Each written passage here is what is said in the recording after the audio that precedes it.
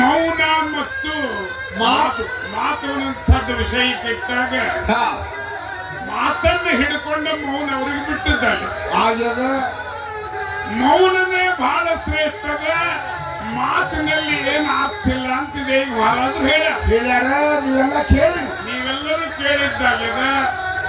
ಒಬ್ಬ ಒಬ್ಬ ಗಾದಿ ಮಾತುದಲ್ಲಿ ಒಬ್ಬ ಹೇಳ್ತಾನ, ಹೌದು ಎಂತಾರ್ರಿ, ಮಾತು ಬಲ್ಲವ ಮಾಡಿಕೆ ತಂದಂತ, ಮಾತು ಬರಲಾರ್ದವ ಜಗಳ ತಂದ.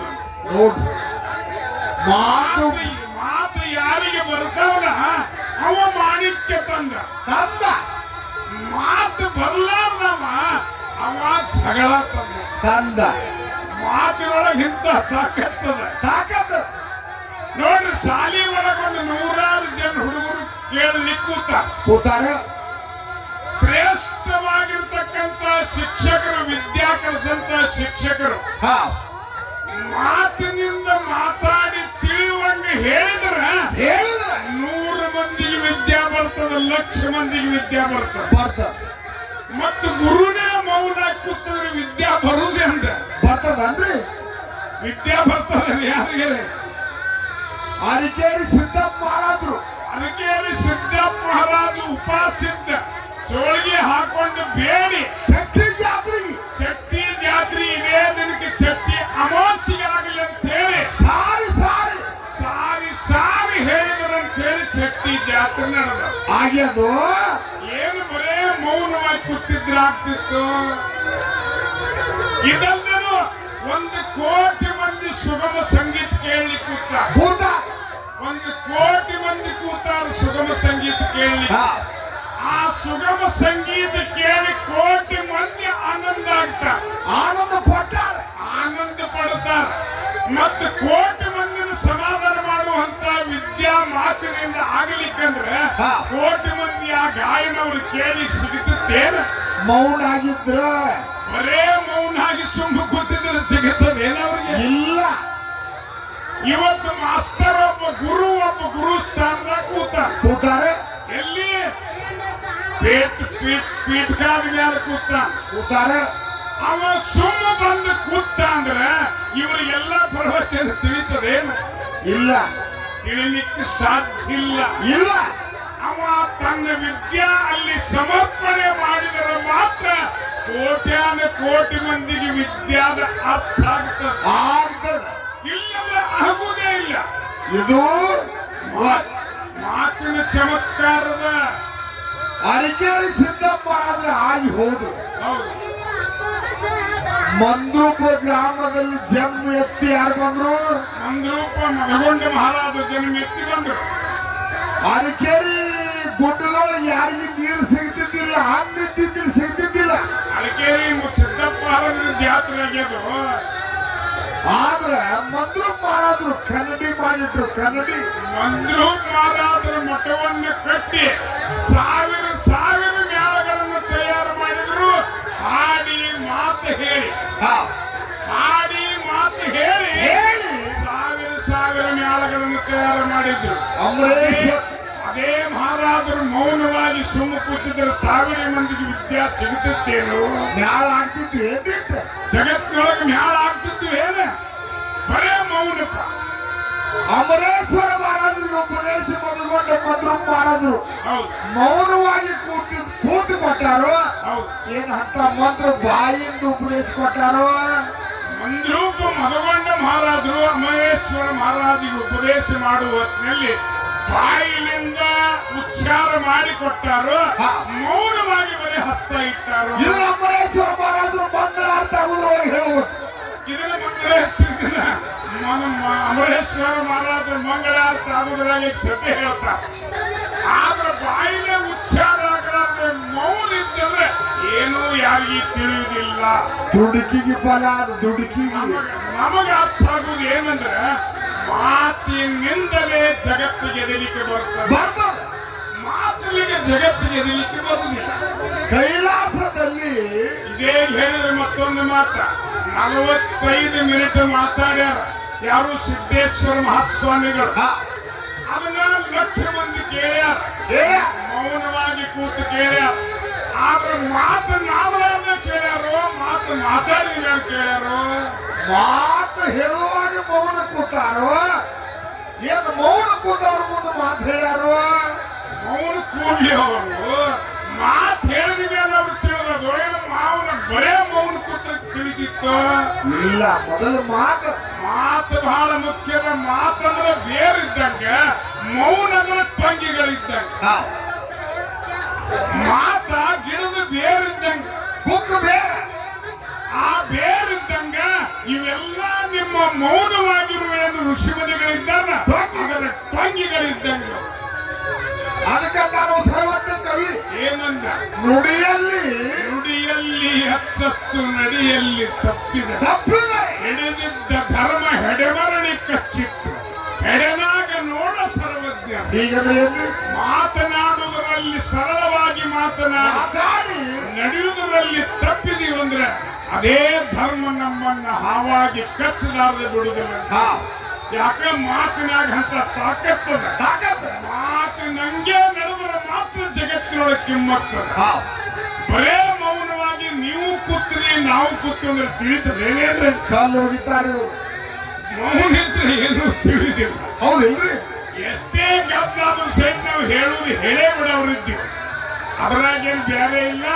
ಅವರು ಒಂದು 10 ಮೈಕ್ ಹಚ್ಚಿ ಮಾತಾಡ್ತಾರ, ನಾವು ಒಂದು 10 ಮೈಕ್ ಹಚ್ಚಿ ಮಾತಾಡೋದೇ. ಕೈಲಾಸದಲ್ಲಿ ಗುರು ಶಿಷ್ಯರು ಮಾತಾಡಿದ್ರು ನೋಡಿ. ಕೈಲಾಸದಲ್ಲಿ ಯಾರು? ಸೋಮಲಿಂಗ ಅಮೋಘ ಸಿದ್ಧ ಮಾತಾಡಿದರು. ಹಗಲು 12 ವರ್ಷ 12 ವರ್ಷ ಅಮೋಘ ಸಿದ್ಧ ಸೇವಾ ಮಾಡ್ತಿದ್ದ. ಗುರುಗೌರಿ ಸೋಮಲಿಂಗನ ಸೇವೆಯನ್ನು ಮಾಡಿದ್ದ. ಸೋಮಲಿಂಗನ ಸೇವಾ ಮಾಡಿದ್ದ. ಇಬ್ರು ಮಾತಾಡಿದ್ರು. ಹೌದೇನಂತಾರ? ನಾವು ಇನ್ನು ಮ್ಯಾಲೆ ಭೂಲೋಕಕ್ಕೆ ಹೋಗುನಂತ ಮಾತಾಡಿದ್ರು. ಹೌದು. ಯಾಕ್ರಿ? ಯಾಕಂದ್ರೆ ಮಾನವನ ಉದ್ಧಾರ ಮಾಡಿ ಮಾತಾಡಿ ಭೂಲೋಕಕ್ಕೆ ಕೇಳಿದ್ರು. ಇಳಿಯುವಾಗ ಹೇಳಿದ ಸೋಮಲಿಂಗ ಗುರು ಹೇಳಿದ ಅಮೋಘ ಸಿದ್ಧ ನೀ ಹೊಳ್ಳಿ ನೋಡಬೇಡ ಅಂತ ಹೇಳಿದ್ದ. ಹೌದು ಹೇಳಿದ್ರು ಸಹಿತ ಅಮೋಘ ಸಿದ್ಧ ಕೇಳಿಲ್ಲ. ಮಕನಾಪುರಕ್ಕೆ ಬಂದು ಹೊಳ್ಳಿ ನೋಡಿದ. ಮಕನಾಪುರದಾಗ ಸೋಮಲಿಂಗ ಗುರು ಉಳಿದ. ಅರಕೇರಿ ಅಮೋಘ ಸಿದ್ಧ ನೆನೆಸಿಕೊಂಡ. ಇದು ಮಾತಾಡಿದ್ದು ಮಾತಾಡಿದ್ದಕ್ಕೆ ಹಿಂಗಾತು. ಏನು ಸುಮ್ಮಿದ್ರೆ ಹಿಂಗಾಗ್ತಿತ್ತು? ಮಾತಿನಲ್ಲಿ ಅಂತ ತಾಕತ್ತು. ಹೊಳ್ಳಿ ನೋಡಬೇಡಂತ ಗುರು ಮೊದಲು ಹೇಳ್ಯಾನ. ಮಾತು ಹೇಳಿದ್ರು ಸಹಿತ ಅಮೋಘ ಸಿದ್ಧ ಕೇಳಿಲ್ಲ. ಗುರುವಿನ ಹೊಳ್ಳಿ ನೋಡ್ಯ. ಮಾಯಿ ಮಕನಾಪುರದಲ್ಲಿ ಗುರುದೇವ ಉಳಿದ. ಅಲ್ಲಿ ಮಕನಾಪುರದಾಗ ಸೋಮಲಿಂಗ ಉಳಿದ. ಅರಕೇರಿಯಾಗ ಅಮೋಘ ಸಿದ್ಧ ಮೊದಲು ನೆನವ. ಒಂದು ಅರಕೇರಿ ಒಳಗೆ ಪವಾಡ ಬೆಳಿಬೇಕಾದ್ರೆ ಗುರುವಿಗೆ ಬಂದಿದ್ದು ಮಾತದ. ಅದಕ್ಕೆ ಮಾತಿನಿಂದಲೇ ಜಗತ್ತು ನಡೆದದ. ಮಾತು ಹೇಳಿಕೆ ಏನು ಜಗತ್ತು ನಡೆಯಲಿಲ್ಲ. ಇಲ್ಲೆಲ್ಲರೂ ತಮ್ಮ ಸೇವಾ ಮಾಡ್ಲಿಕ್ಕೆ ಹತ್ಯ. ಕೆಲವು ಮಂದಿ ಕೇಳ್ಕೊತ ಕೂತೀರಿ. ಈ ಗುಡ್ಡದಾಗ ಏನು ಯಾರು ಮಾತಾಡಂಗಿಲ್ಲ. ಮೌನದ್ರ ಜಗ ಇದೇನು ಬರೋ ಜಾತ್ರೆ ಅಂತ ಆಗಲೇ ಹೇಳ್ಯಾರ ಜಾತ್ರೆ ಹೋಗು. ಅದು ಹೇಳಿ ಅವರು ಜಾತ್ರೆ ಹೇಳಿ. ಆದ್ರೆ ಮೌನ ಎಲ್ಲಾರು ಕೂತ್ರ ಜಾತ್ರೆ ಅಂತಾರೆ. ಇದಕ್ಕೆ ಇಲ್ಲ, ಎಲ್ಲಾರು ತಮ್ಮ ಕಲೆಯನ್ನ ಇಲ್ಲಿ ಸಮರ್ಪಣೆ ಮಾಡಿದ ಜಾತ್ರೆ ಅಂತ. ಇಲ್ಲಂದ್ರೆ ಜಾತ್ರೆ ಅನ್ನೋದಿಲ್ಲ. ವಿದ್ಯಾ ಎಲ್ಲರಿಗೂ ತಿಳಿಬೇಕಾದ್ರೆ ಎಲ್ಲರೂ ಸೇವಾ ಮಾಡ್ಬೇಕಾಗಿ. ಮೌನ ಆಗೋ ಸಮಯ ಅದು ಬೇರೆ. ಮೌನ ಆಗೋ ಸಮಯ ಅಂದ್ರೆ ಮುನಿಗಳ ಮೌನವಾಗಿರ್ತಾರೆ. ಸೋಹೊಮ್ಮ ಏಕಾಗ್ಬೇಕು, ಒಂದಾಕಾರ ಆಗ್ಬೇಕು. ಅಲ್ಲ, ಎಲ್ಲರೂ ಮುನಿಗಳ ಮೌನವಾಗಿದ್ರೆ ಅಲ್ಲಿ ಮೌನ ಆಚರಿಸಲಿಕ್ಕೆ ಬರ್ತಾರೆ. ಇಲ್ಲಂದ್ರೆ ಎಲ್ಲರೂ ಮೂಕಾದ್ರೆ ಏನೂ ತಿಳಿದಿಲ್ಲ. ಅದಕ್ಕೆ ಜಾತ್ರೆ ಅದ. ಹೀಗೆಲ್ಲ ಗದ್ದೆಲ್ಲಿ ನಡೆಯುದ. ಯಾರಿಗೆ ಎಷ್ಟೆಷ್ಟು ತಿಳಿತಾರೆ ಅವ್ರಿಗೆ ಕಿವಿಗೆ ಬಿದ್ದಷ್ಟು ತಿಳಿತಾರೆ. ಅಮೋಘ ಸಿದ್ಧ ಗುರುವಿನಲ್ಲಿ ಬೇಡಿದ ವರವು ಎಂತಾದ್ರಿ? ಅಮೋಘ ಸಿದ್ಧ ಏನು ಬೇಡಿದ? ಬಡವಗೆ ಭಾಗ್ಯ ಬಂಜಿಗೆ ತೊಟ್ಟಲ್ಲ, ಮಳಿ ಕೀಲಿ ಬೆಳಿ ಕೀಲಿ ಹೋಮದ ಕಂಬಳಿ ನೇಮದ ಇವೆಲ್ಲಾನು ಬೇಡ. ಇದು ಮಾತು ಏನಿದು? ಹೇಳ್ರಿ. ಮಳಿ ಕೀಲಿ ಬೆಳಿ ಕೀಲಿ ಬಂಜಿಗೆ ತೊಟ್ಟಲ್ಲ, ಬಡವಗೆ ಭಾಗ್ಯ ಹೋಮದ ಕಂಬಳಿ ನೇಮದ ಬೆತ್ತವನ್ನು ಬೇಡ್ಯಾನೋ ಅಥವಾ ಇಲ್ಲೋ? ಇದೇನು ಮಾತಿನಿಂದ ಕೇಳಿದ್ವು. ಮೌನಾಗಿ ಸುಮ್ಮ ಕೂತಿದ್ದವ. ಅಮರೇಶ್ವರ ಮಹಾರಾಜರು ಬಹಳ ಚಲೋ ವಿಷಯ ಇಟ್ಟಾರೆ ಇವತ್ತು. ಅವ್ರು ಬಹಳ ಒಳ್ಳೆಯ ವಿಷಯ ಕೇಳ್ಯಾರೋ ಏನು ಮೌನ ಇದ್ದಾರೋ? ಅಮೋಘ ಸಿದ್ಧಿಯನ್ನು ಮಾತಿನಿಂದ ಕೇಳಿದ್ರು ಇಲ್ಲ ಏನು ಅವನಾಗಿ ಇಬ್ರು ಕೂತಿದ್ರು. ಇಷ್ಟೇ ಒಂದು ಮಾತಿನ ವಿಷಯ. ಇದು ಜಗಳ ಅಲ್ಲ, ಸಂವಾದ.